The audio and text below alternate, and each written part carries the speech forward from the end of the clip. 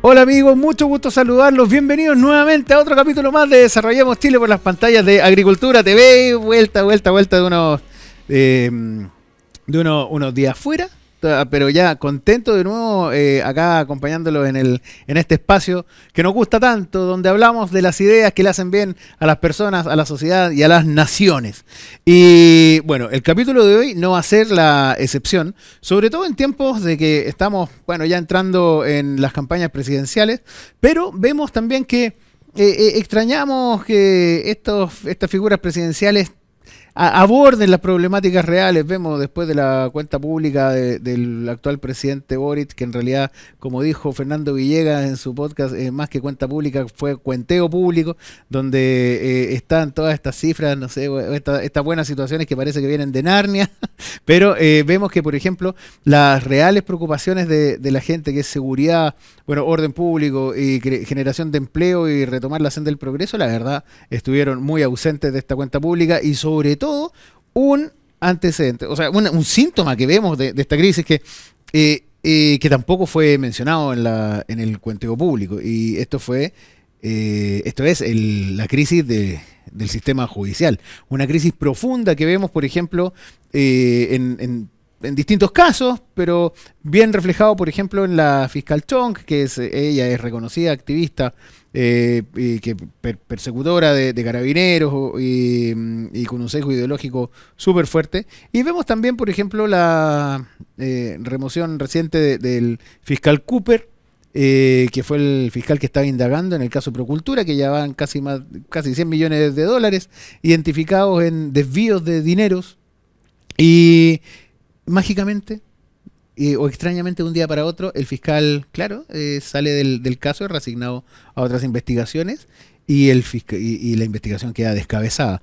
Ahora parece que viene un nombramiento de otro fiscal, pero ¿por qué tan raro el Poder Judicial? Y vemos también la puerta giratoria, que las policías con los delincuentes hacen el trabajo, llegan a tribunales y no pasa nada. Por ejemplo, vemos también con el terrorismo en la Araucanía, que no hay fiscales que persigan de manera enérgica este tipo de delitos. Entonces vemos que la crisis profunda del sistema judicial, con tantos puestos tomados por activistas políticos dentro de instituciones que deben ser sumamente independientes y apegadas a la ley, nada más que eso, nada más ni nada menos que apegadas a la ley, o sea, cero sesgo ideológico, están, la verdad, entorpeciendo el recuperar nuestra senda del desarrollo. Es un tema absolutamente crítico que lo vimos ausente en el cuenteo público y lo vamos a conversar ahora para entenderlo más, por qué esta crisis, cómo podemos salir de ella y todas las aristas que tiene, con un tremendo invitado.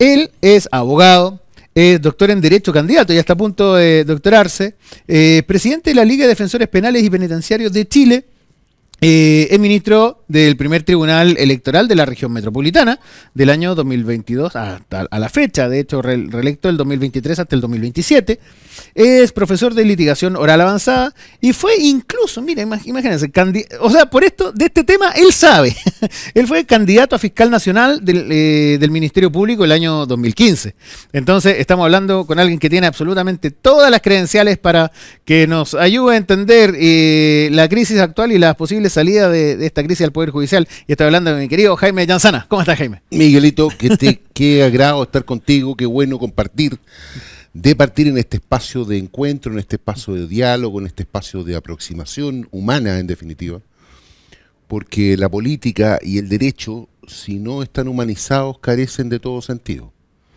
En la práctica, la política es la forma pacífica de resolver visiones de país en democracia, y el derecho es la fórmula que han encontrado los seres humanos para resolver pacíficamente los conflictos. Exactamente, qué bonito lo que dice, porque claro, tiene un trasfondo absolutamente filosófico el derecho. De hecho, imagínate, filosofía del derecho se estudia como ramo también, es una rama donde hay mucha literatura asociada. Jaime, y imagínate lo importante que es el derecho, y vemos ahora cómo el Poder Judicial, que es el brazo que lleva a la práctica todos nuestros acuerdos sociales y nuestros acuerdos morales de lo que permitimos y lo que no permitimos, en el fondo, se ve tan trastocado y tan relativizado por el activismo político. Esta crisis del sistema judicial, ¿cómo la ves tú desde tu perspectiva? Bueno, primero, esta crisis no es nueva. Uno encuentra fenómenos de la crisis conforme la vamos a tratar de singularizar en este tiempo, ya hacia fines del siglo XX.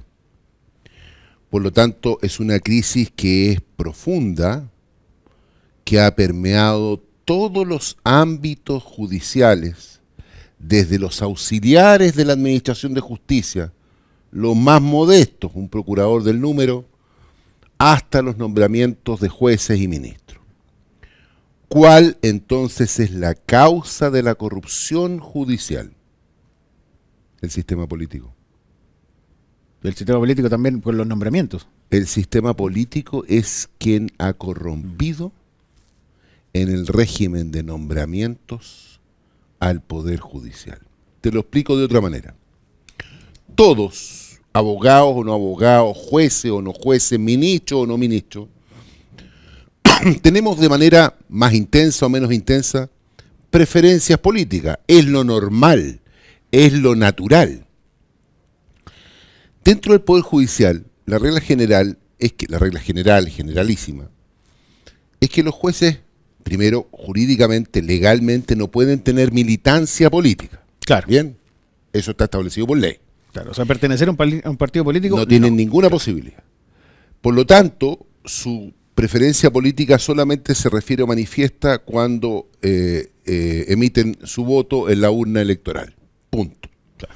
Eso significa que no tienen preferencias, claro que las tienen, todo el mundo tiene preferencias. El problema de fondo es cuando tú tienes que ir a coquetearle al poder político para lograr tu nombramiento. Exactamente, ahí empiezan los favores. Exactamente, y la política te cobra el favor después, pues. El parlamentario te cobra el favor después. Más aún si es un parlamentario mediocre, que es la regla general en Chile. Claro. ¿Bien? No son muy altos los los estándares requisitos que tenemos hoy día son tan dramáticamente bajos, sobre todo pensando en lo que ha sido la historia de nuestro parlamento. El parlamento chileno, que es de los parlamentos más antiguos del mundo, quizá en este tiempo tiene los parlamentarios más mediocres del planeta y más caros del planeta. Sí, carísimo. Son más caros que cualquier parlamentario de la OCDE. Claro, el doble que los suizos, por ejemplo. El doble que los suizos. Y la verdad es que son de una mediocridad infinita.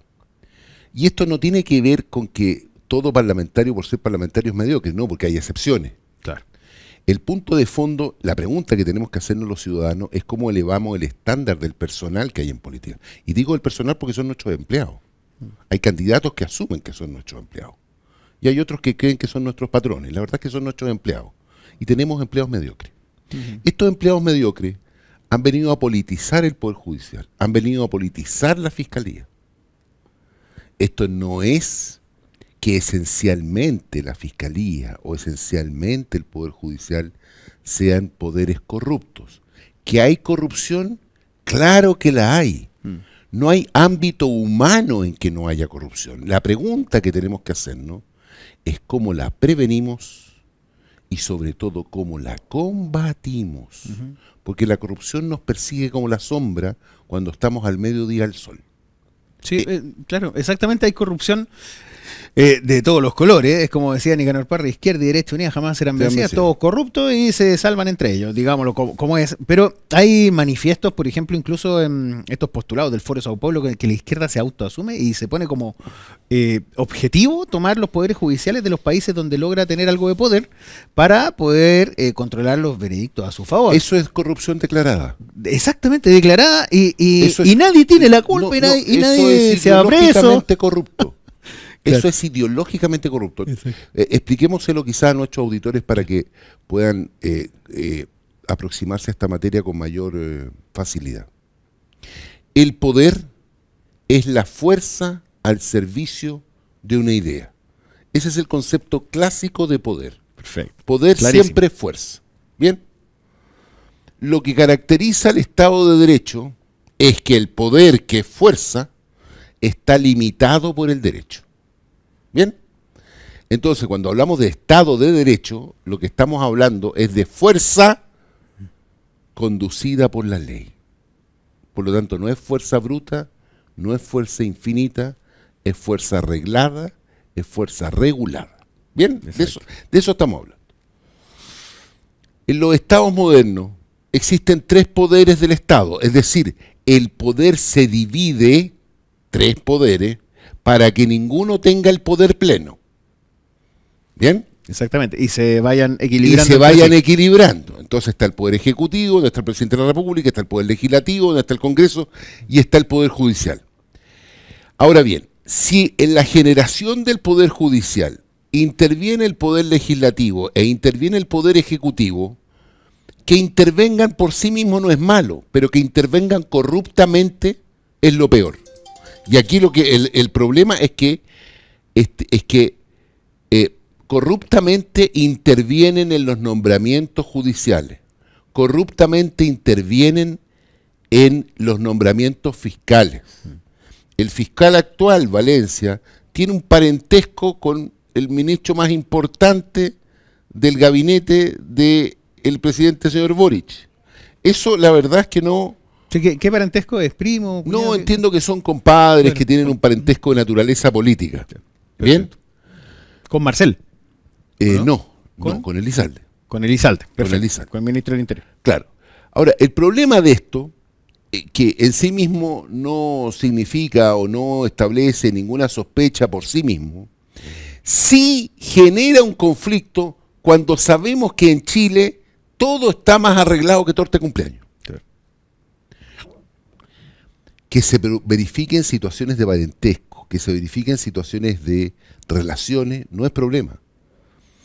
El punto es que se verifican relaciones de influencias espurias que van más allá de lo prudente. ¿Bien? Entonces, si tú tienes poderes públicos cooptados, es decir, ahorcados por otro poder público, cada vez que hay una causa política, cada vez que hay un interés político, se verifican estas intervenciones. Y se cobran los favores porque no fui yo el que te colaboré para que fueras nombrado. Hay, por cierto, algunos ministros y algunos fiscales que practican un concepto que guarda relación a la ingratitud del nominado. Es decir, después de que me nombraste, si te he visto no me acuerdo. ¿Bien? Pero eso está entregado a la condición humana, pues. Claro. Y la condición humana tiene de luces y tiene de sombras. Exacto. Pensar de que vamos a tener poderes públicos impolutos es un absurdo. La pregunta vuelve a ser la siguiente.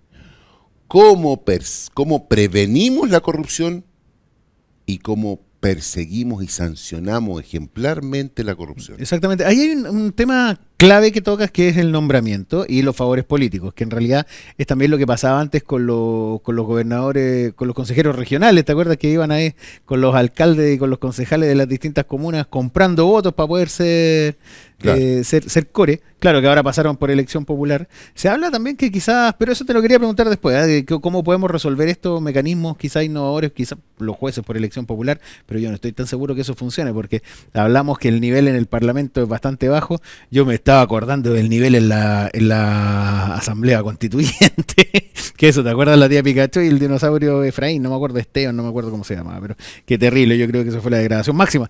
Pero te quiero llevar al propósito de esto, porque claro, hay una corrupción asociada en el nombramiento, pero vemos que también la tendencia de los jueces es a ser más permisivos, a hacer un relativismo moral de quizás lo que pasa, por ejemplo, con la legítima defensa, que se relativiza tanto. O sea, si alguien entra a la casa de alguien a robar en la noche, que no tiene por qué estar ahí, y se mete a las piezas y secuestra a alguien desarmado, tú no puedes llegar y pegarle un escopetazo porque, claro, tú ocupaste una fuerza desmedida con un tipo que está en tu casa amenazando a tu hijo, a tu señora y a quien sea. O sea, ¿en qué cabeza cabe que eso tiene un espacio de relativización?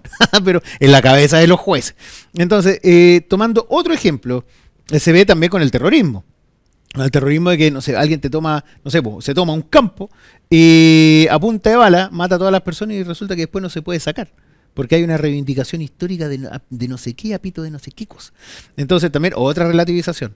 Y vemos también la persecución a carabineros, por ejemplo la fiscal Chong, y que también se traba la investigación de casos de corrupción, como lo que estaba haciendo el fiscal Cooper, que lo sacaron y estaba llevando esto a muy buenas muy buenas luces, o sea, sacando evidencia, mostrando mucha plata, muchas personas asociadas a todo este mal uso de fondos públicos, pero no lo sacan. Entonces, si te das cuenta, hay un denominador común en todos estos fallos corruptos, que es relativizar moralmente lo que permitimos y no permitimos como sociedad. Es decir, podemos hablar incluso hasta el bien y el mal, o quizás relativizar el bien y potenciar el mal. Lo podemos quizás también ver de esa manera. Y lo otro también un seco político ideológico cargado a la izquierda, pero con todo, o sea, declarado, ni siquiera lo esconden. ¿Cómo ves tú este propósito? Si ves también estos denominadores comunes, o qué piensas tú del propósito que hay detrás de esta absoluta deconstrucción del Poder Judicial. Mira, es súper relevante tu pregunta porque... Espérate, mira, disculpa que te corte así, pero me acaban de decir que estamos justo en el tiempo para ir a comercial. Disculpa que te corte la inspiración, pero ¿te parece? Porque tu respuesta se viene largo, me parece, ¿cierto? Así que, vale, amigo, vamos a una pausa muy cortita, ustedes saben, 1 minuto y estamos de vuelta. En Energy Asset trabajamos para suministrar energía eléctrica de manera segura, cercana y transparente. Nuestros clientes agrícolas, manufacturas, inmobiliarias, centros comerciales, centros logísticos y todos los sectores industriales ya se benefician de la portabilidad eléctrica con nosotros. Siempre con la mejor atención personalizada. Súmate con nosotros y recuerda, Energy Asset es energía segura, cercana y transparente. Encuéntranos en energyasset.cl.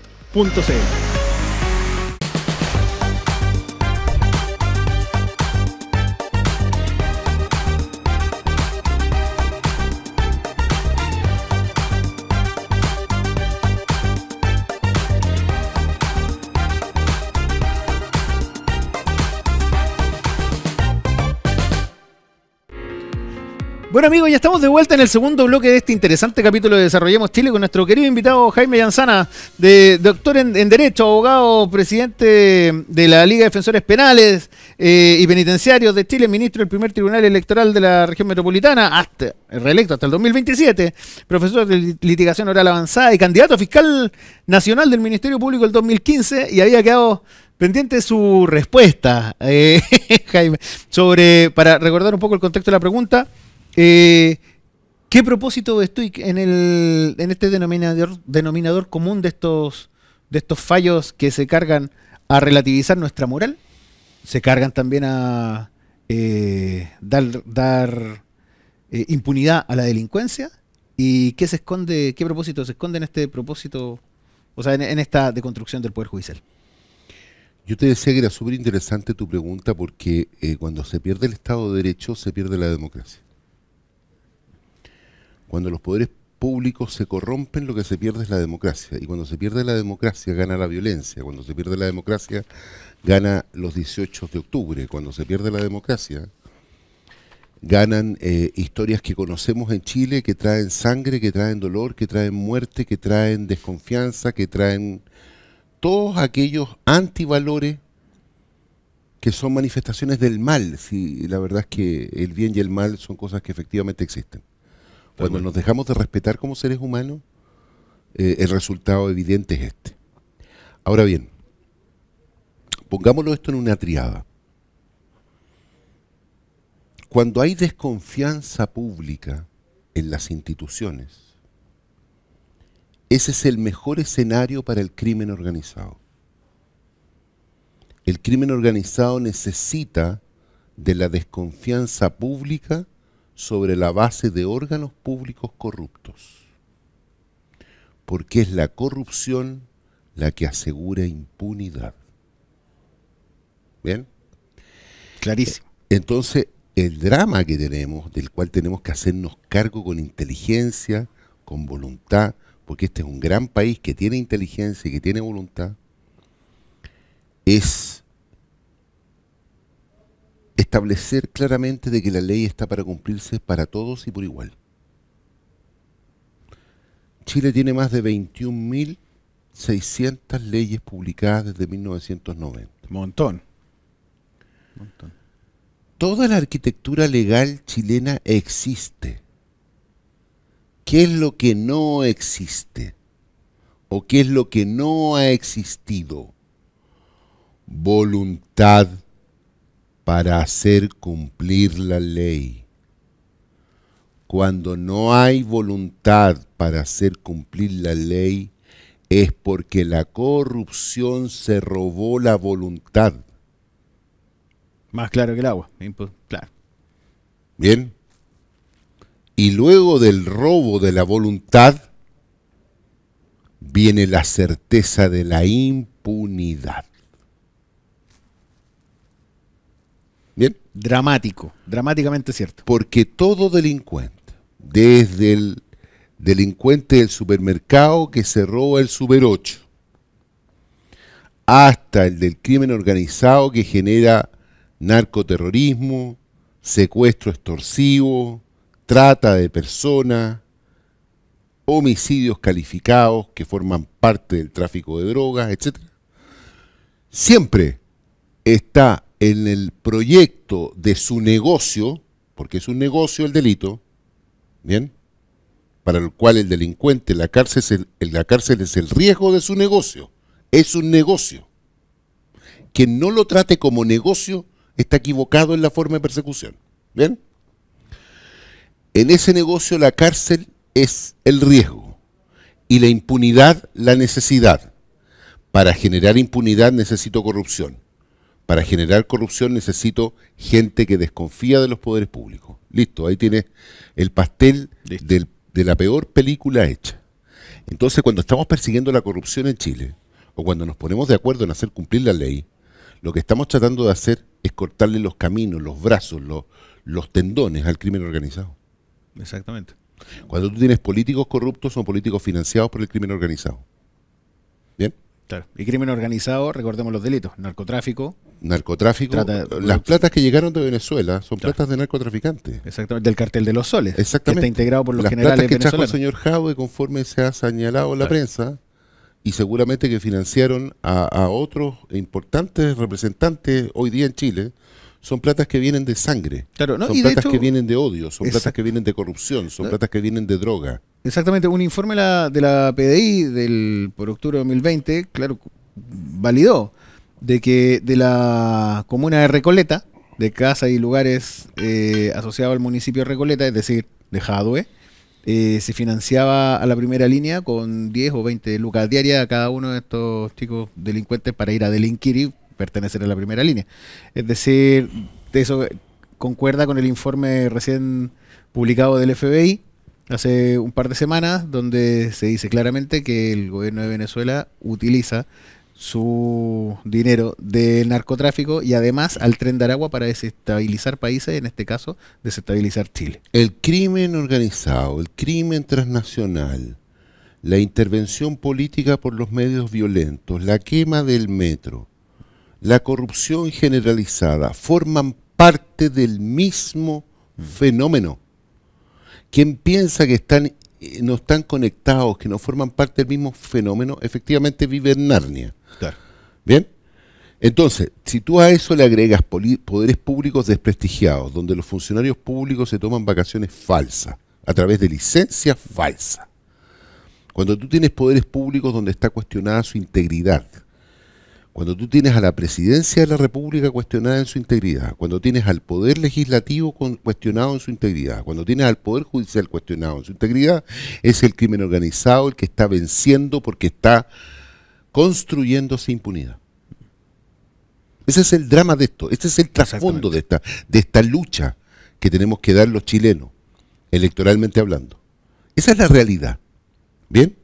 Entonces, quien piense que aquí son cuestiones que están mediatizadas, que uno puede contemporizar con ellas, que uno no tiene que asumir el rigor de la ley con ella, está completamente equivocado porque le está haciendo el juego al crimen organizado.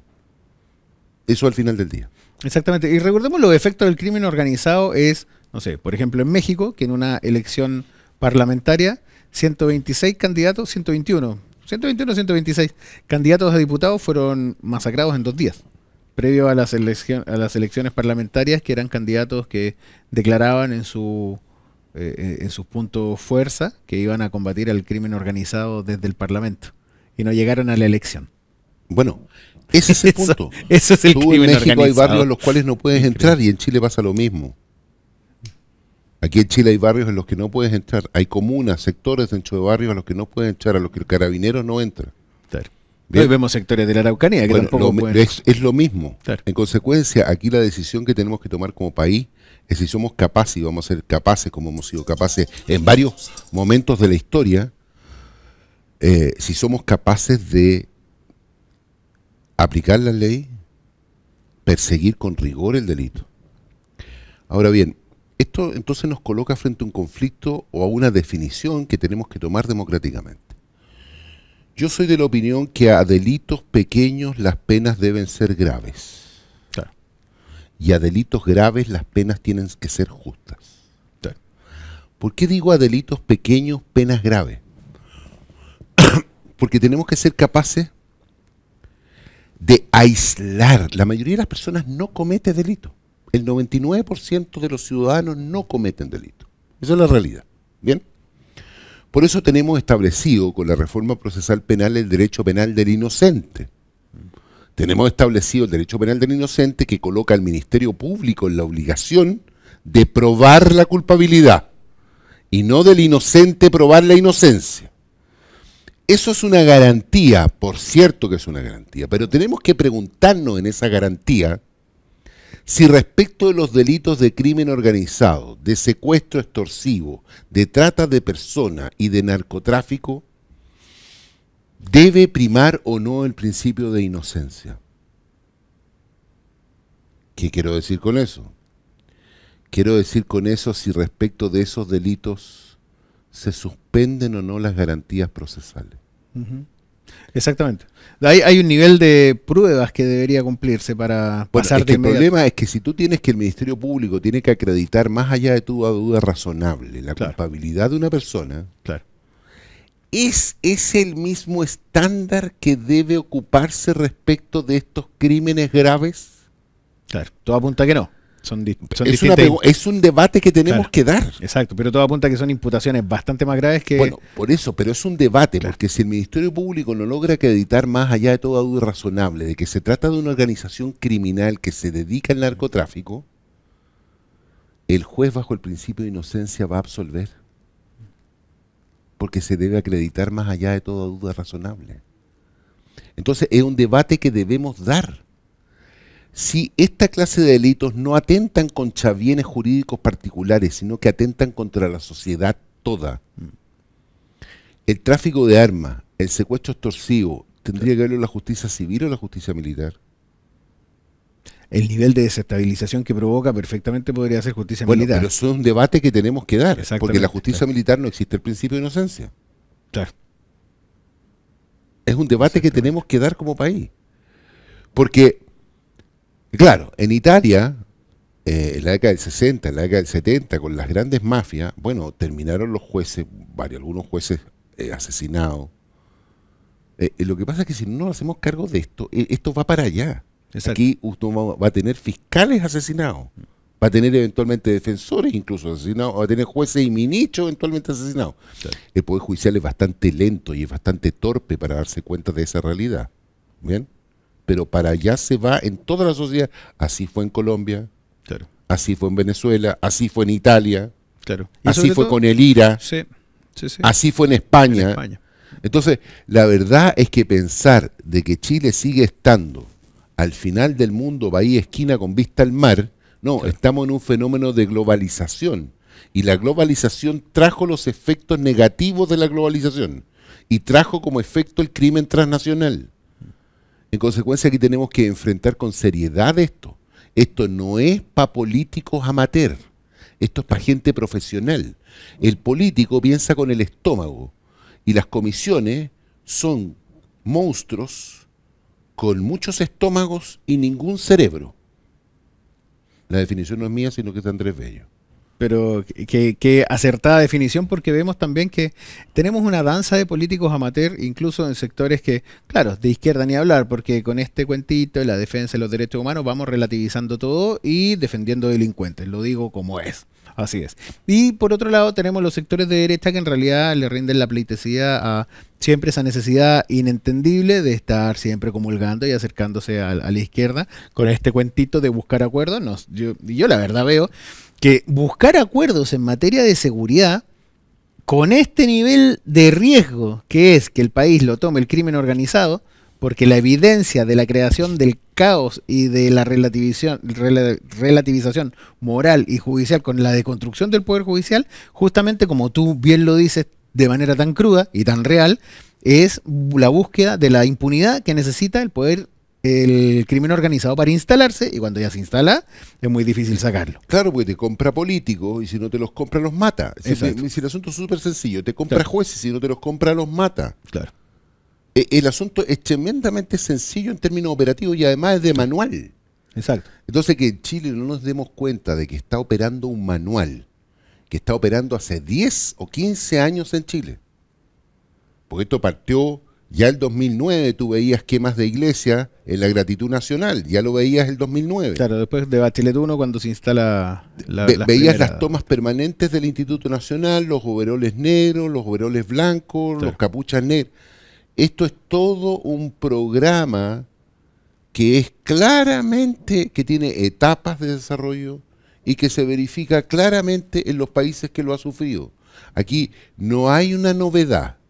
Y con esta clase política que no sería capaz ni de ganar la guerra de la chaya, claro, estamos en un problema que es grave, que es serio, porque todavía ni siquiera acercan las reglas de uso de la fuerza. Claro.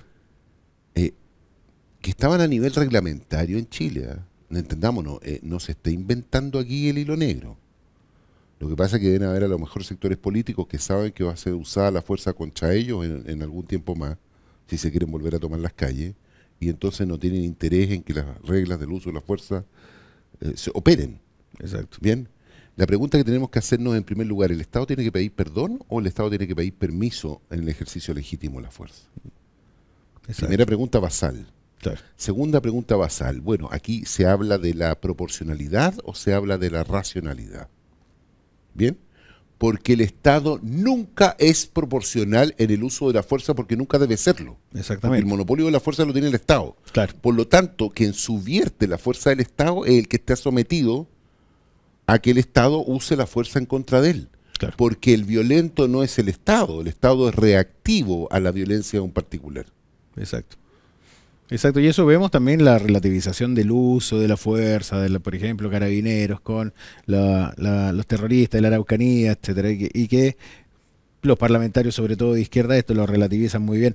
Oye, Jaime, es súper crudo y te agradezco mucho el énfasis con que dices esto, porque realmente es crudo y que todos nuestros telespectadores y auditores de la radio y quienes nos vean también por el canal de YouTube, bueno, y de hecho, de paso, compartan este capítulo con todos sus cercanos, porque este es un tema muy importante, sobre todo de cara a elección presidencial, porque vemos que la gran mayoría de los candidatos actuales no abordan este tema, bueno, a excepción de Johannes Kaiser es el único que lo ha abordado con la urgencia que tiene. También José Antonio Kast lo ha dicho en algunas ocasiones, no con más énfasis Johannes, pero a Evelyn Matei no se lo he escuchado y a la izquierda, la verdad, menos. Y ahora vamos a ir a la segunda pausa y final, para entrar en el tercer bloque del programa, y final también, para ver desde tu perspectiva cómo podemos resolver esto también de cara a qué le tenemos que exigir al candidato que sea de nuestro gusto, vale decir, equivalentemente, a qué ideas tenemos que apoyar, o sea, cuál es el perfil que tiene que tener el candidato que tenemos que apoyar para que resuelva este problema, y también desde el punto de vista institucional. ¿Qué oportunidades tenemos de salir de esta antes que sea tarde? ¿Te parece? Me parece notable. Vale, vamos, ustedes amigos saben, en casa, 1 minuto y estamos de vuelta. En Energy Asset trabajamos para suministrar energía eléctrica de manera segura, cercana y transparente. Nuestros clientes agrícolas, manufacturas, inmobiliarias, centros comerciales, centros logísticos y todos los sectores industriales ya se benefician de la portabilidad eléctrica con nosotros. Siempre con la mejor atención personalizada. Súmate con nosotros y recuerda, Energy Asset es energía segura, cercana y transparente. Encuéntranos en energyasset.cl.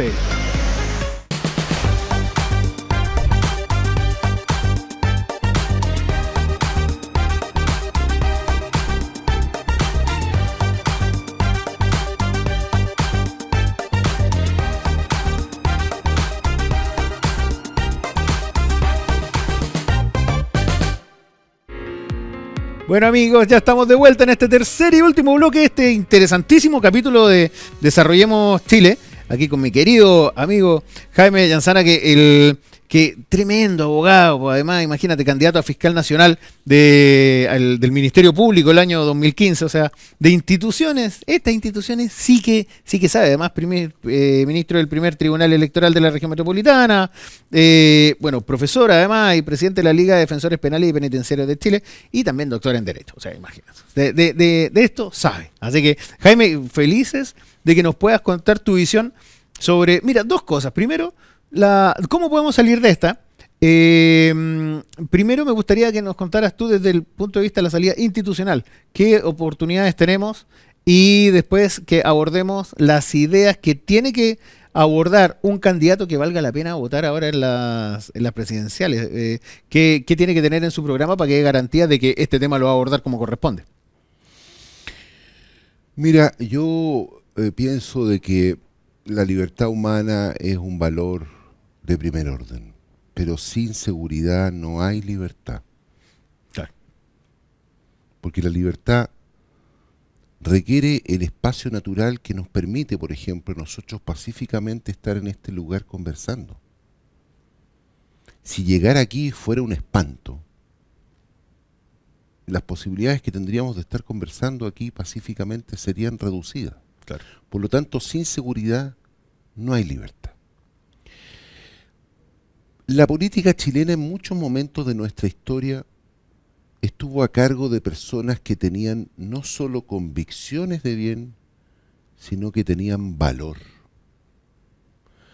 La política es un instrumento de diálogo, pero se requieren ciertos valores, ciertas convicciones, pero sobre todo cierta fortaleza moral.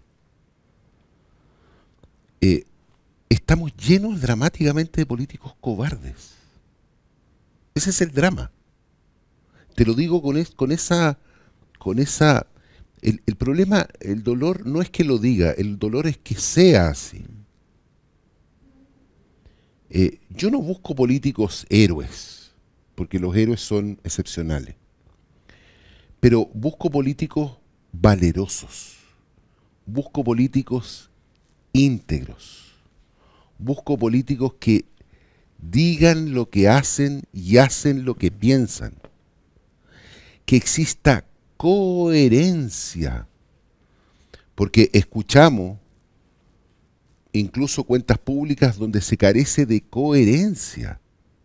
Total. Es cosa de la última de 2025. Entonces, la verdad es que cuando la autoridad pública, por visiones ideológicas, te miente, el dolor es al cuerpo social, porque la mentira es la primera forma del mal, que termina con el apoderamiento de los bienes ajenos o de los bienes públicos. Todos estos casos de corrupción, procultura, democracia viva, son manifestaciones de lo mismo, de la mentira, de la forma más elaborada de la mentira. La forma más elaborada de la mentira no termina en el verbo, termina en la propiedad ajena, termina en la propiedad pública, en lo que nos pertenece a todos los chilenos. Lo mismo pasa con el litio, lo mismo pasa con el cobre, lo mismo pasa con los modelos de desarrollo. Entonces, todos los chilenos queremos lo mejor para nuestros hijos. Todos queremos legar a nuestra descendencia el mejor país posible. Todos no sabemos cuándo nacemos, sino después de nacidos, pero no sabemos cuándo morimos, pero sabemos que moriremos. Por lo tanto, formamos parte de la misma condición. Vamos en este mismo barco todos. Entonces, no entender que hacer el bien y que la política debe ser un instrumento para hacer el bien, y no la perversión en que está transformada, provoca un dolor muy grande porque compromete el futuro. Y comprometer el futuro es comprometer la felicidad nuestra y de la de nuestros hijos. De eso estamos hablando en el fondo. ¿Cómo recuperamos lo mejor de nuestra humanidad? Lo peor de nuestra humanidad parte con la mentira y termina con el crimen organizado. parte con la corrupción y termina con los políticos corruptos, con los poderes públicos corruptos, con los jueces corruptos, con los parlamentarios corruptos, con las policías corruptas. Uno va al norte. El norte es un Far West en Chile. Con las Fuerzas Armadas corruptas, miren Venezuela, por ejemplo. Exacto. Fuerzas Armadas, en Chile, narcotraficantes. nuestro norte es un Far West hoy día. El crimen organizado, mira, en Chile hoy día, a nivel nacional, hay 1.600 bandas que operan desde las cárceles en Chile. Esa es nuestra realidad. 1.600 bandas. 1.600, son cifras oficiales de Gendarmería de Chile. Hay 1.600 bandas al interior de nuestras cárceles. En nuestras cárceles se practica el secuestro extorsivo entre reos. En nuestras cárceles puedes adquirir los celulares más caros del mercado. En nuestras cárceles la prisión preventiva es un chiste porque con los medios tecnológicos tú puedes seguir sin moverte de tu celda haciendo tus negocios de narcotráfico. En nuestras cárceles se ha corrompido aparte de gendarmería. En el norte estamos en un Far West. Si tú vas a Quillagua, si tú vas a la frontera norte donde hay pasos regulados, hay personas que intentan comprar a la gente de aduana. Esa es nuestra realidad. Pero los políticos no te la definen, porque si te la definen están obligados a hacerse cargo. Exactamente. Están obligados a terminar con eso. Entonces guardan silencio, porque con eso entonces no tienen que hacer el trabajo. ¿Bien? Entonces, ¿por quiénes hay que optar? Por quienes hacen la denuncia, pero luego hacen la propuesta. No basta con denunciar nuestra realidad. Es importante proponer soluciones a nuestra realidad. Y tenemos que ser capaces en esta dimensión de tener un programa nacional de persecución del delito. Y tenemos que ser capaces de involucrar a la ciudadanía en la persecución de estos delitos. Yo, modestamente, creo que una forma es dotar de poder económico a la base social. La gran reforma que se hizo en Chile durante la administración de Frei Montalva fue generar las juntas de vecinos. Las juntas de vecinos saben, los presidentes de junta de vecinos, los miembros del directorio de junta de vecinos, la gente que tiene interés en el desarrollo comunitario, sabe perfectamente dónde se trafica droga. Sabe cuándo llega la droga porque tiran fuegos artificiales. Sabe dónde se vende la droga. Sabe dónde están los narcotraficantes. Sabe dónde están miembros del crimen organizado. Lo saben perfectamente. ¿Cómo doto de poder a esas unidades vecinales? Y yo les pasaría un porcentaje de las utilidades del TAG para transformarlas en unidades económicas fiscalizadas por los municipios, que deben estar fiscalizados porque hay mucha corrupción municipal en Chile, para que ellos sean los que definan dónde se coloca la luz, para que ellos sean y definan dónde se coloca la plaza, para que los vecinos se tomen los barrios y arrinconen al crimen organizado, porque con un crimen organizado arrinconado, tú tienes más facilidad para identificarlo y meterlo preso, porque está en un rincón. Sí, exactamente. Y eso, ya, pero imagínate, por ejemplo, se toman presos todos delincuentes. Pasan a tribunales y aparecen los jueces corruptos. ¿Qué oportunidad tenemos de mejorar de manera institucional? El fenómeno de la corrupción judicial más bien está mezclado con el fenómeno político que con el régimen de delincuentes habituales. ¿Bien? Hoy día en Chile tenemos un sistema garantista. La pregunta que tenemos que hacernos, y vuelvo a la tesis original, respecto de los delitos de connotación que afectan al cuerpo social completo, ¿debe primar o no el principio de inocencia? Es una discusión que tenemos que dar. La corrupción judicial, ¿cuándo se hace manifiesta? Cuando los políticos son los formalizados. Porque viene la pasada de favores, la cobrada de favores. Ahí crear una especie de contraloría del Poder Judicial, por ejemplo, cuando los fallos no se ajustan a derecho. Yo le propuse al presidente de la Corte Suprema el hecho de que generaran no solo un no solo auditoría, sino que compliance al interior del Poder Judicial. ¿Qué es lo que es esto? La auditoría, en el régimen moderno de las auditorías, provoca mejora continua porque establece las brechas que existen en los procesos que requieren mejorarse para mejor integridad de esos procesos. Lo que está haciendo la Contralora General de la República es auditoría. Extraordinaria Dorothy Pérez. Aquí Sí. le enviamos un gran saludo, por fin, una contralora haciendo la pega, porque Jorge Bermúdez la verdad dejaba mucho que desear y ya se supo que Jorge Bermúdez la perseguía.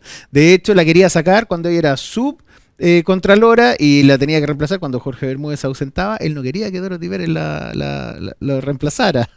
Así que, bueno, no le resultó al señor Bermúdez y Dorothy Pérez, la verdad, anunció algo bien interesante porque ya destapó todas las irregularidades por las licencias médicas. Y va a seguir con más claro, cosas y más graves o tan exacto. graves como esta. Anunció esto es muy interesante porque anunció que se vienen ya cerca de 26 informes nuevos. Así que estamos esperando acá con el popcorn para ver qué olla se destapa. Así que felicitaciones, Dorothy Pérez.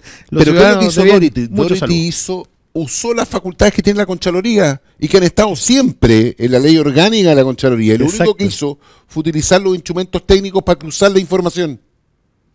Nada más que eso. O sea, es nada más que eso. La pregunta es, para que tú tengas estos 28.000 que salieron fuera de Chile, pero si cuentas los que estuvieron en Chile vas a llegar a 100.000 funcionarios públicos, claro, que tienen normalizada la licencia médica como tírate una licencia médica, claro, como un hecho normal, es decir, la mentira como naturalizada, la falsificación de un instrumento público, porque una licencia médica es un instrumento público que tiene falsedad ideológica en la prescripción o determinación de una enfermedad inexistente.